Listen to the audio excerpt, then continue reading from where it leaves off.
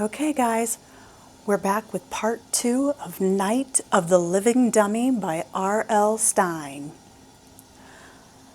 Last week, the girls were exploring the deserted house next door when they started hearing footsteps and ran out. Then, they found something in the dumpster outside. Let's find out what it was.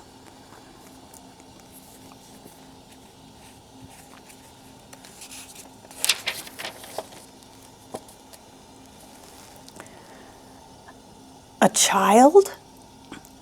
Chris uttered a silent gasp, staring in horror as Lindy lifted him out of the dumpster. She could see his face frozen in a wide-eyed stare. His brown hair stood stiffly on top of his head. He seemed to be wearing some sort of gray suit. His arms and legs dangled lifelessly.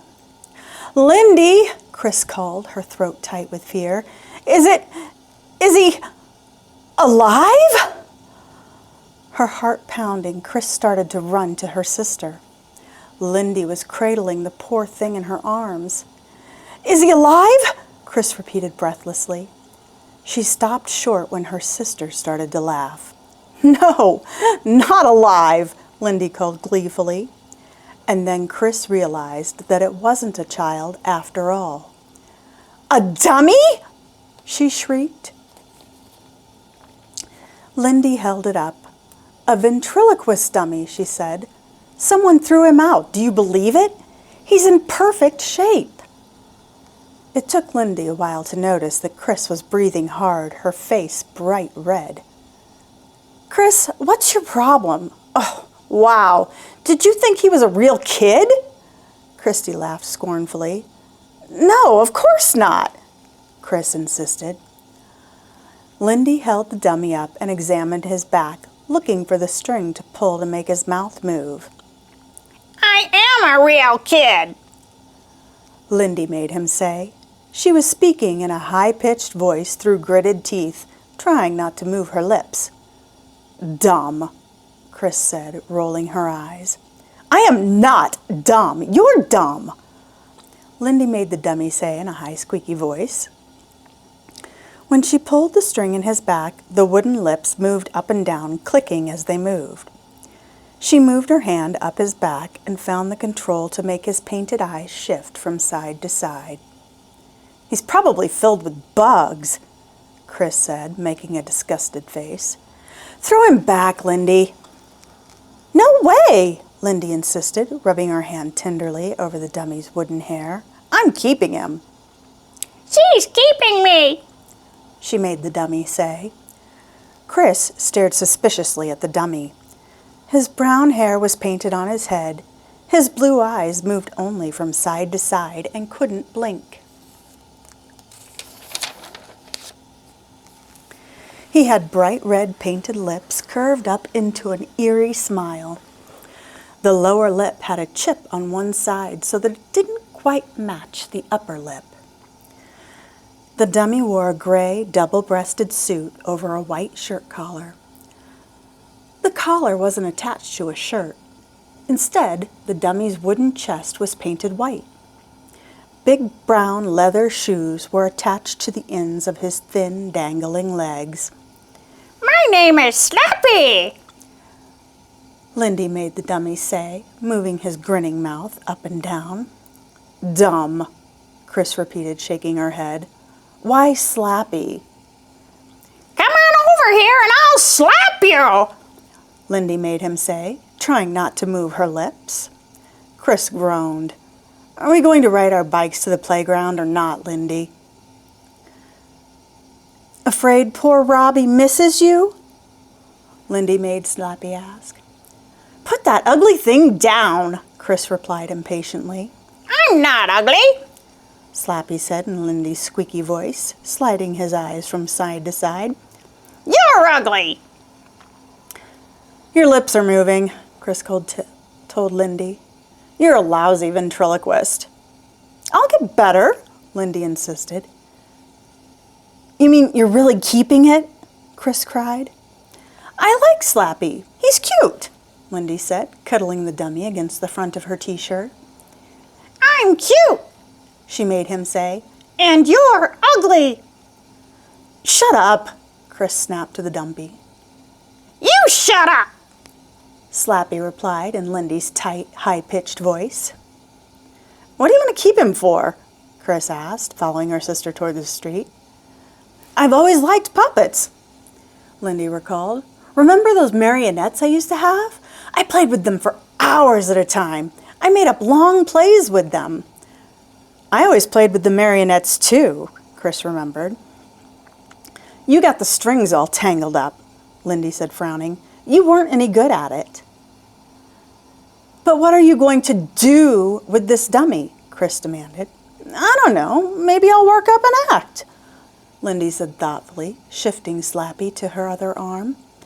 I'll bet I could earn some money with him. You know, appear at kids' birthday parties, put on shows. Happy birthday, she made Slappy declare. Hand over some money. Chris didn't laugh. The two girls walked along the street in front of their house. Lindy cradled Slappy in her arms, one hand up his back. I think he's creepy, Chris said, kicking a large pebble across the street. You should put him back in the dumpster. No way, Lindy insisted. No way, she made Slappy say, shaking his head, his glassy blue eyes moving from side to side. I'll put you in the dumpster. Slappy sure is mean, Chris remarked, frowning at Lindy. Lindy laughed. Don't look at me, she teased. Complain to Slappy. Chris scowled. You're just jealous, Lindy said, because I found him and you didn't. Chris started to protest, but they both heard voices. Chris looked up to see the two Marshall kids from down the block running toward them. They were cute red-headed kids that Lindy and Chris sometimes babysat for. What's that? Amy Marshall asked, pointing at Slappy. Does he talk? Her younger brother Ben asked, staying several feet away, an uncertain expression on his freckled face. Hi, I'm Slappy, Lindy made the dummy call out. She cradled Slappy in one arm, making him sit up straight, his arms dangling at his sides. Where'd you get him? Amy asked. Do his eyes move? Ben asked, still hanging back. Do your eyes move? Slappy asked Ben. Both Marshall kids laughed. Ben forgot his reluctance. He stepped up and grabbed Slappy's hand. Ouch! Not so hard! Slappy cried. Ben dropped the hand with a gasp. Then he and Amy collapsed in gleeful laughter. Ha ha ha ha ha! Lindy made Slappy laugh, tilting his head back and opening his mouth wide. The two kids thought that was a riot, and they laughed even harder. Pleased by the response she was getting, Lindy glanced at her sister. Chris was sitting on the curb, cradling her head in her hands, a dejected look on her face. She's jealous, Lindy realized. Chris sees that all the kids really like Slappy and that I'm getting all the attention, and she's totally jealous. I'm definitely keeping Slappy, Lindy told herself, secretly pleased at her little triumph. She stared into the dummy's bright blue painted eyes.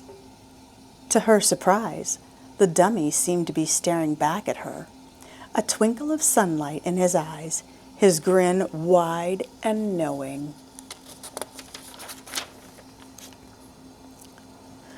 Who is that on the phone? Mr. Powell asked, shoveling another forkful of spaghetti into his mouth.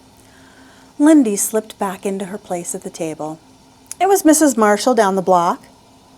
Does she want you to babysit? Mrs. Powell asked, reaching for the salad bowl. She turned to Chris. Don't you want any salad? Chris wiped spaghetti sauce off her chin with her napkin. Maybe later. No, she wants me to perform at Amy's birthday party with Slappy. Your first job, Mr. Powell said, a smile crossing his slender face. Amy and Ben liked Slappy so much they insisted on him, Lindy said. Mrs. Marshall is going to pay me $20. That's great, their mother exclaimed. She passed the salad bowl across the table to her husband. It had been a week since Lindy rescued Sappy from the dumpster. Every day after school, she had spent hours up in her room rehearsing with him, working on his voice, practicing not moving her lips, thinking up jokes to perform with him. Chris kept insisting the whole thing was dumb.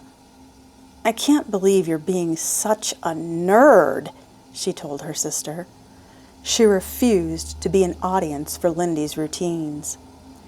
But when Lindy brought Slappy into school on Friday, Chris's attitude began to change. A group of kids had gathered around Lindy outside her locker. As Lindy made Slappy talk for them, Chris watched from down the hall. "She's going to make a total fool of herself," Chris thought. But to her surprise, the kids hooted and howled. They thought Slappy was a riot. Even Robbie Martin, the guy Chris had a crush on for 2 years, thought Lindy was terrific. Watching Robbie laugh along with the other kids made Chris think hard. Becoming a ventriloquist might be fun and profitable.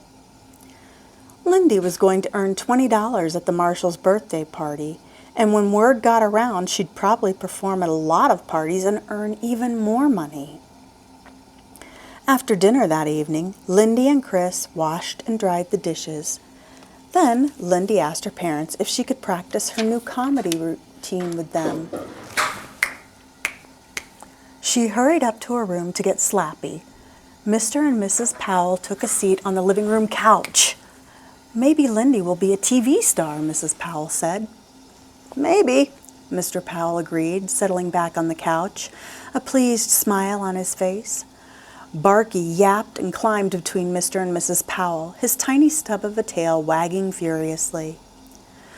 "You know you're not allowed on the couch," Mrs. Powell said, sighing. But she made no move to push Barky off. Chris sat down away from the others on the floor by the steps, cradling her chin in her hands. "You're looking glum this evening," her father remarked.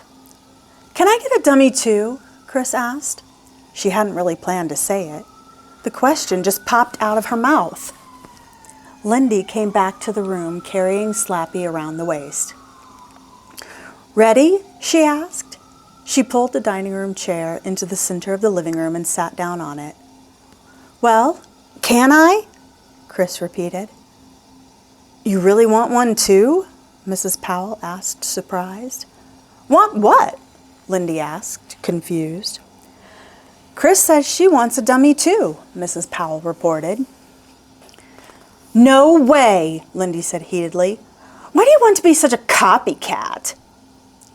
"It looks like fun," Chris replied, her cheeks turning bright pink. "If you can do it, I can do it too," she added shrilly. "You always copy everything I do," Lindy protested angrily. "Why don't you find something of your own for once? Go upstairs and work on your junk jewelry collection. That's your hobby. Let me be the ventriloquist." "Girls," Mr. Powell started, raising a hand for quiet. "Please don't fight over a dummy." "I really think I'd be better at it," Chris said. "I mean, Lindy isn't very funny." "Everyone thinks I'm funny," Lindy insisted. "That's not very nice, Chris," Mrs. Powell scolded. "Well, I just think if Lindy has one, I should be able to have one too," Chris said to her parents. "Copycat," Lindy repeated, shaking her head. "You've been putting me down all week. You said it was nerdy. Why? But I know why you changed your mind. You're upset because I'm going to earn some money and you're not." "I really wish you two wouldn't argue about everything," Mr. Powell said disgustedly. "Well, can I have a dummy?" Chris asked. "They're expensive," Mr. Powell replied, glancing at his wife. "A good one will cost more than $100. I really don't think we can afford to buy one now." "Why don't you both share Slappy?" Mrs. Powell suggested. "Huh?" Lindy's mouth dropped open in protest. You two always share everything, Mrs. Powell continued, so why don't you share Slappy? But Mom, Lindy whined unhappily. Excellent idea, Mr. Powell interrupted. He motioned to Chris. Try it out. After you share him for a while, I'm sure one of you will lose interest in him. Maybe even both of you. Chris climbed to her feet and walked over to Lindy. She reached out for the dummy. I don't mind sharing, she said quietly, searching her sister's eyes for approval of the idea. Can I hold him for just a second? Lindy held on to Slappy tightly. Suddenly, the dummy's head tilted back and his mouth opened wide. beat it, Chris, He snarled in a harsh, raspy voice. Get lost, you stupid moron! Before Chris could back away, Slappy's wooden hand shot up and he slapped her hard across the face. And that is where we'll stop for tonight. Love you guys. Get some sleep. See you next time.